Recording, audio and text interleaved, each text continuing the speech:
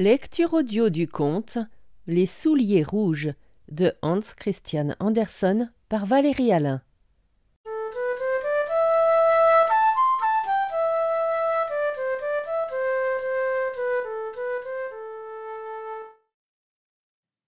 Il y avait une petite fille, toute menue et gentille, mais elle devait toujours aller pieds nus l'été, car elle était pauvre, et l'hiver en gros sabots, si bien que son petit coup de pied était tout rouge et lui faisait bien mal. Au milieu du bourg habitait la vieille mère bottière, qui cousit de mieux qu'elle put, avec de vieux bouts d'étoffe, une paire de petites chaussures. Elles étaient toutes gauches, mais l'intention était bonne. Elles étaient pour la petite fille. La petite fille s'appelait Karen. Elle reçut les souliers rouges le jour même où sa mère fut enterrée, et les porta pour la première fois. Ce n'était pas précisément fait pour un deuil, mais elle n'en avait pas d'autre, et, les pieds nus dedans, elle suivit le misérable cercueil. Au même moment arrivait une grande vieille voiture où était une grande vieille dame. Elle regarda la petite fille, qui lui fit de la peine, et elle dit au prêtre « Écoutez, donnez-moi cette petite fille, je serai bonne pour elle. » Et Karen crut que c'était à cause des souliers rouges, mais la vieille dame dit qu'ils étaient affreux, et ils furent brûlés, et Karen fut habillée proprement et bien. Elle dut apprendre à lire et à coudre, et les gens disaient qu'elle était gentille, mais le miroir disait « Tu es plus que gentille, tu es charmante. » La reine parcourut le pays, et elle avait avec elle sa petite fille, qui était une princesse, et les gens accoururent à l'entrée du château. Karen y fut aussi, et la princesse, vêtue de beaux vêtements blancs, était à une fenêtre et se laissait voir. Elle n'avait ni traîne ni couronne d'or, mais de délicieux souliers en maroquin rouge. Ils étaient certes autrement coquets que ceux que la mère bottière avait cousus pour la petite Karen, mais rien au monde ne peut être comparé à des souliers rouges. Puis Karen atteignit l'âge où elle allait être confirmée. On lui donna des vêtements neufs, et elle devait aussi avoir des souliers neufs. Le riche cordonnier de la ville prit la mesure de son petit pied. Cela se passait dans sa propre salle, où il y avait de grandes armoires à glace, avec des souliers fins et des bottines vernies. C'était joli, mais la vieille dame n'y voyait pas bien, et cela ne l'amusait pas. Au milieu des souliers se trouvait une paire de rouges, tout à fait pareils à ceux qu'avait portés la princesse. Qu'ils étaient beaux! Le cordonnier dit qu'ils avaient été cousus pour l'enfant d'un comte, mais qu'ils n'avaient pas convenu. Ils sont vernis, dit la vieille dame. Ils brillent.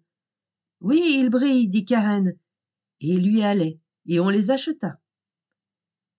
Mais la vieille ne se doutait pas qu'ils étaient rouges, car elle n'aurait jamais permis à Karen d'aller à la confirmation aux souliers rouges. C'est pourtant ce que fit Karen. Tout le monde regardait ses pieds, et lorsqu'elle monta l'allée pour se rendre à la porte du chœur, il lui sembla que même les sculptures sur les tombeaux, ces vieux portraits de pasteurs et de femmes de pasteurs avec leurs collerettes raides et leurs longs vêtements noirs, fixaient les yeux sur ses souliers rouges, et ce fut seulement à ces souliers qu'elle pensa, lorsque le pasteur lui posa la main sur la tête, et parla du saint baptême, du pacte avec Dieu, et dit qu'elle allait devenir une grande personne chrétienne. Et l'orgue joua solennellement. Les jolies voix d'enfants chantèrent, et le vieux chantre chanta. Mais Karen pensa seulement à ses souliers rouges.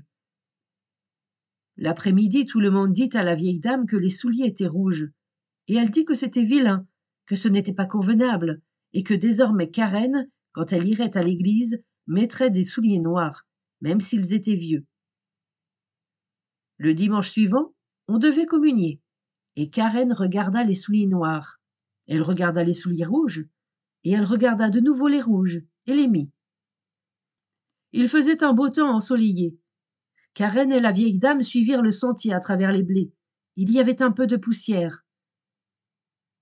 À la porte de l'église se tenait un vieux soldat avec une béquille et une drôle de longue barbe qui était plutôt rouge que blanche, car elle était rousse. Et il s'inclina jusqu'à terre, demandant à la vieille dame s'il devait essuyer ses souliers. Et Karen tendit son petit pied. « Quels jolis souliers de danse !» dit le soldat. « Tenez-vous bien quand vous danserez !» ajouta-t-il en tapant sur les semelles. Et la vieille dame donna une petite pièce au soldat, et elle entra dans l'église avec Karen. Et tout le monde regarda les souliers rouges de Karen, et tous les portraits les regardèrent, et lorsque Karen s'agenouilla devant l'autel et porta le calice d'or à sa bouche, elle ne pensa qu'à ses souliers rouges, qui lui semblaient nager devant elle dans le calice. Elle oublia de chanter son psaume, elle oublia de dire son Notre Père. Puis tout le monde quitta l'église, et la vieille dame monta dans sa voiture. Karen leva le pied pour monter à son tour, et le vieux soldat, qui était tout près, dit « Quels jolis souliers de danse !» Et Karen ne put s'empêcher de faire quelques pas de danse, et lorsqu'elle eut commencé, ses jambes continuèrent à danser. On aurait dit que les souliers avaient pouvoir sur elle. Karen ne pouvait s'en empêcher. Elle dansa jusqu'au coin de l'église. Le cocher dut courir après elle et la prendre, et il la souleva pour la mettre dans la voiture. Mais les pieds continuaient à danser, si bien qu'elle donna de rudes coups de pied à la bonne vieille dame. Enfin, elle ôta ses souliers, et ses jambes se tinrent tranquilles. À la maison, les souliers furent rangés dans une armoire, mais Karen ne pouvait se défendre de les regarder. Et la vieille dame tomba malade. On disait qu'elle ne pourrait plus vivre. Il fallait la soigner et la veiller, et nul n'était plus désigné pour cela que Karen. Mais il y avait en ville un grand bal où Karen était invitée. Elle regarda la vieille dame, qui ne pouvait quand même pas vivre. Elle regarda les souliers rouges, et il lui sembla qu'il n'y avait pas là de péché. Elle mit les souliers rouges. Elle pouvait bien faire au moins cela. Et puis, elle alla au bal et se mit à danser. Mais quand elle voulait tourner à droite, les souliers dansaient à gauche, et lorsqu'elle voulut avancer dans la salle, les souliers dansèrent pour en sortir, descendirent l'escalier, descendirent dans la rue et franchirent la porte de la ville. Karen dansait, elle ne pouvait faire autrement, et alla droit dans la sombre forêt. Une lueur apparut entre les arbres, et elle crut que c'était la lune, car c'était une figure, mais c'était le vieux soldat à la barbe rousse. Il était assis et fit un signe de tête, et dit « Oh, les jolis souliers de danse !» Alors elle fut épouvantée, et voulut jeter les souliers rouges. Mais il tenait bien, elle déchira ses bas, mais les souliers avaient complètement adhéré à ses pieds. Elle dansait, elle était forcée de danser par les champs et les prés, par la pluie et le soleil, la nuit et le jour. Et c'était la nuit que c'était le plus affreux. Elle entra en dansant dans le cimetière ouvert, mais les morts ne dansaient pas, ils avaient beaucoup mieux à faire que de danser.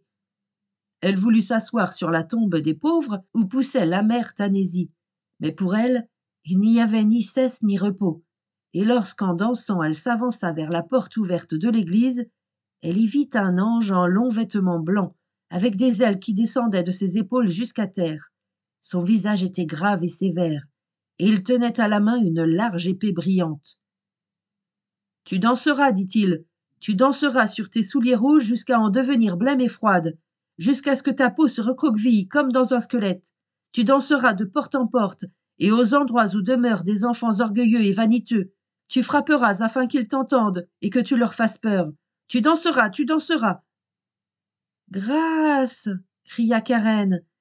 Mais elle n'entendit pas ce que l'ange cria, car les souliers l'entraînèrent par le portillon dans les champs, sur des chemins et des sentiers, et toujours elle devait danser. Un matin, elle passa en dansant devant une porte qu'elle connaissait bien. Dans la maison résonnait un chant de psaumes. On sortit un cercueil orné de fleurs. Karen sut alors que la vieille dame était morte, et il lui sembla qu'elle était abandonnée de tout le monde, et maudite par l'ange de Dieu. Elle dansa, fut forcée de danser, elle dansa toute la nuit sombre. Les souliers l'emportèrent sur des souches et contre des ronces, et elle fut déchirée jusqu'au sang. Elle dansa par la lande jusqu'à une petite maison isolée. Elle savait que le bourreau habitait là. Elle frappa du doigt à la vitre et dit « Sors, sors, je ne peux pas entrer car je danse. » Et le bourreau dit « Tu ne sais sans doute pas qui je suis, je coupe la tête aux méchantes gens, et je sens que ma hache s'agite. » « Ne me coupe pas la tête, dit Karen, car alors je ne pourrai pas me repentir de mon péché, mais coupe-moi les pieds avec les souliers rouges. » Et elle confessa tout son péché. Le bourreau lui coupa les pieds avec les souliers rouges, mais les souliers partirent en dansant avec les petits pieds et entrèrent dans la forêt profonde.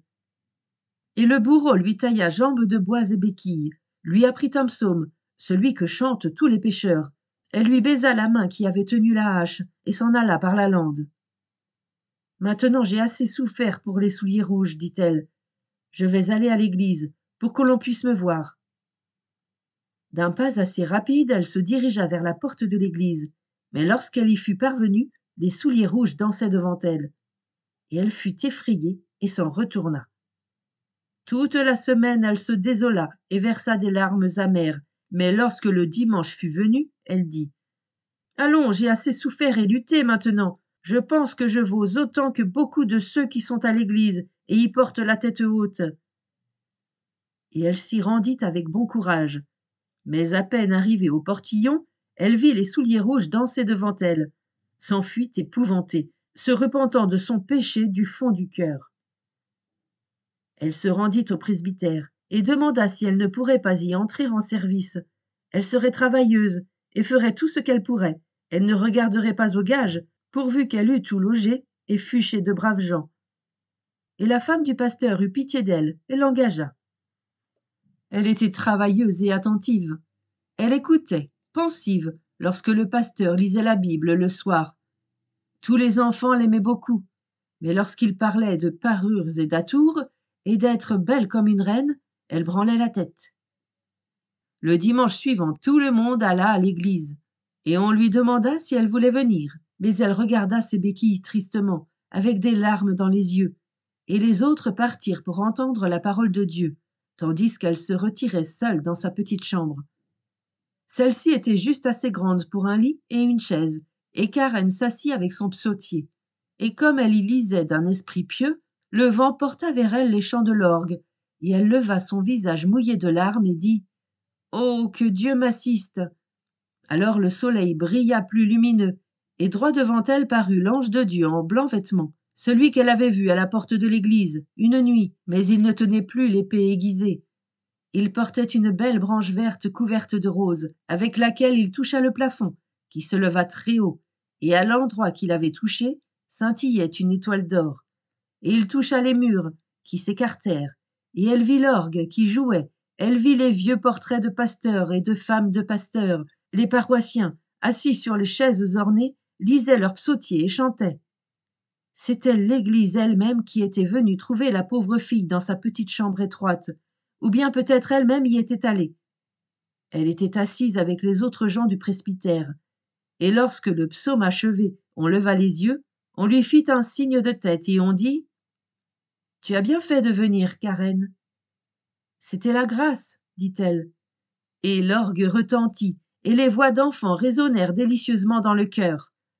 Le soleil rayonnait par la fenêtre sur le banc où Karen était assise. Elle avait le cœur si plein de soleil, de calme et de joie qu'il en éclata. Son âme s'envola sur un rayon de soleil vers Dieu, et là, il n'y eut personne pour lui parler des souliers rouges.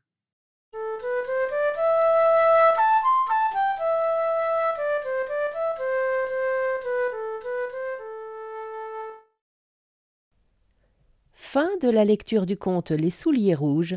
Merci de votre écoute. Je vous rends vos oreilles. Cœur avec les doigts.